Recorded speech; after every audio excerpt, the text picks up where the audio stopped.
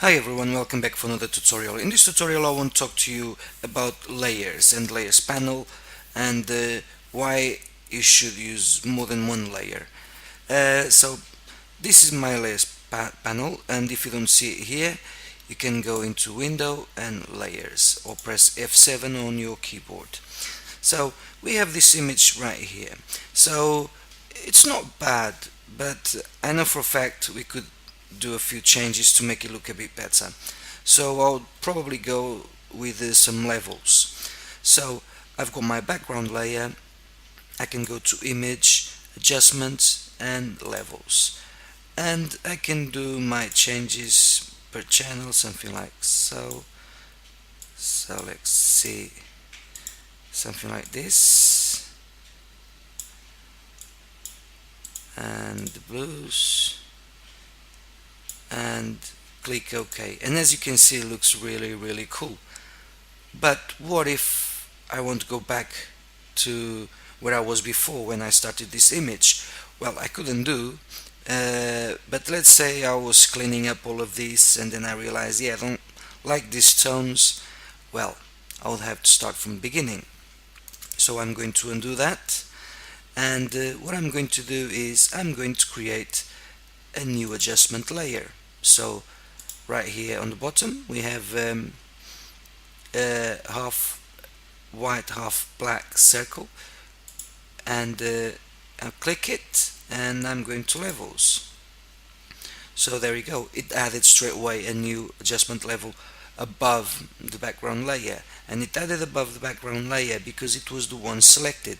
So if I had more than one layer I could it would be above that selected layer. So I'm going to do exactly the same thing I did before, or just about something like so, and blues, and there we go. And as you can see, that's before and that's after. Bear in mind one thing, this is on a separate layer, so obviously it's non-destructive, and that's why people add more than one layer. So but now I just realized that I need to clean up this area. So what I can do is I can come here to my layers panel, and I'm just going to drag it to the side so you can see what I'm doing. So something like so, and we've got this icon right here which is create a new layer. But because I've got this selected, it will create a new layer above that. But if I click on the background and I click now, it will be beneath the levels. So anything that I'll change, and let's call this clone, because I'm going to clone, to use the clone stamp tool to get that a few areas cleaned. So everything I do in this clone area, it will be affected by the levels adjustment because it's beneath. However, there's a small issue, which is not an issue, but you'll see what I mean in a second. So I select my clone stamp tool, and I've got the option current layer, current and below, and all layers. So if I select all layers, like so, and I'll come here and start cleaning, yeah, as you can see, it doesn't look right, and it doesn't look right because it's also affecting the levels. So what we need to do is undo and select, in this case, current and below. So the levels are still there, so I can see how it looks, but applying the clone stamp, it will only get information based on background layer. So with the clone stamp selected, alt click, and I'll just go like so. Obviously I'll pay a lot more attention to this. I'm going to add a bit more flow to make it quicker, because I'm not here to touch this image, it's just to show you. And you can go like this, like so, and as you can see, that's before and after, and you can see this area here. It's not brilliant, but you get what I mean. And as you can see, even if we hide the levels, or if we do any more adjustment to the levels itself, the clone stamp, because it was just sampling from beneath, it works perfectly. So there we go. So but now let's say I want to add some healing to these areas. Might be easier. So I'll come here and click new layer icon, and because I had the clone selected, the clone layer, it added one above. But if I wanted to bring it down, I could just drag it. I can move around the position of the layers as I want to. So I'm going to keep it above the clone. So I'm going to call it heal. And in this case I can select my either spot healing or healing brush. I'm going just to get my healing brush, and very quickly I'm just going to do a few changes. And as you can see, we've got all layers selected. So once I hide this, it's not very obvious, but it's there. So what I'm going to do is undo and just current and below, and now I can just come here and start cleaning this area like so. And as you can see, it works really well. So just go like that, and as you can see, that's before and that's after. And the beauty of this is I added two blank layers just to work non-destructively. Well, I could duplicate a layer, the background layer, and to duplicate the layer it's very simple. You just drag the layer into the new layer icon, and as you can see, duplicate it straight away, or Command or Control J. But doing that, I'm adding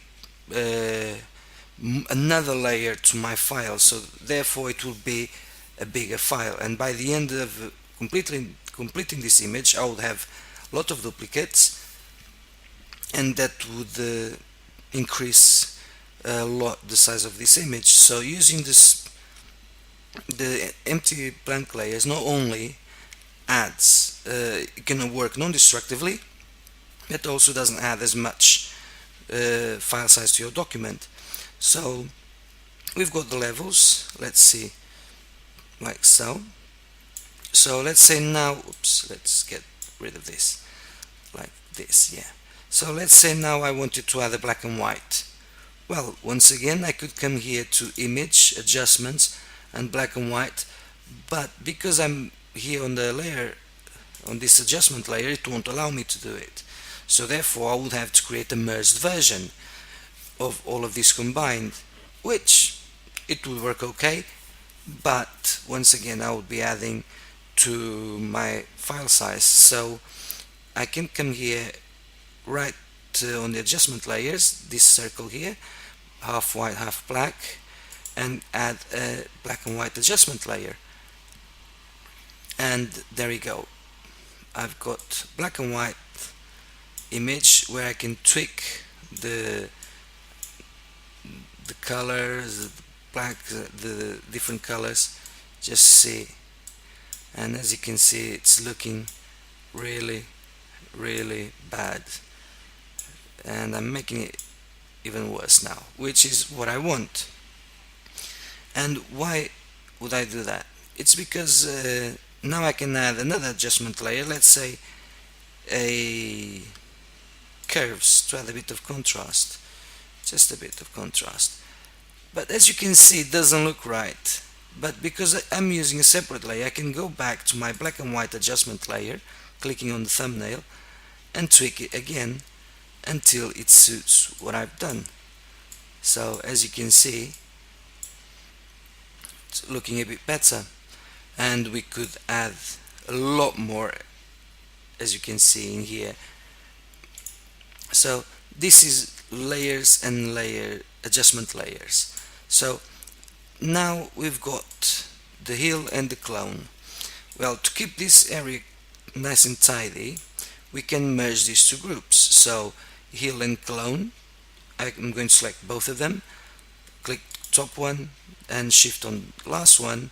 I've got both selected, and while still holding shift I can create a new group. And because I was holding shift, those two layers were added straight away to the new group. And on the group I can call it cleanup, And now with these adjustment layers, I can select them all, selecting bottom one and top one holding shift, and do exactly the same, and I can call it adjustments. And as you can see, it's looking rather neat. Now you may see that when we applied an adjustment layer, added this white box, this is called the layer mask, and I've got tutorials on layer masks, but I'm going through very quickly so you get the idea. So this is the black and white. So let's say, for instance, I just wanted to reveal part of this image as a black and white, so I could come here with my brush, painting in black because I'm on a white mask, and I could start revealing color in this area. So I know it's not the best example and it's really bad. Let's see, something like this. Actually, it doesn't look too bad, actually, quite cool. Not brilliant, but quite cool. And as you can see, we've got black and white all the way here, and because I was using a soft brush, and you can see the hardness is at 0, created a smooth transition, and you can see it here. And holding Alt and clicking the layer mask, you can see exactly. So this black, this true black, it's actually revealing what's beneath, and the true white, it's revealing the adjustment layer, and what's between, it's the transition between the revealing and unrevealing, if you know what I mean. But as you can see, this is layers. It's very cool, very useful. Adding groups to your layers makes this very nice and neat. And obviously rename your layers, because I'm terrible at doing it, and sometimes when I've completed a job, I realize that I need to rename them all, and then I struggle a bit, to be honest. So rename all your layers as you go along. Also, we've got, so I'm just going to create a new merged version of this layer, just for sake of demonstration. We also have FX, which is part of the layers, and as you can see, we've got blending options, bevel, emboss, stroke, whatever.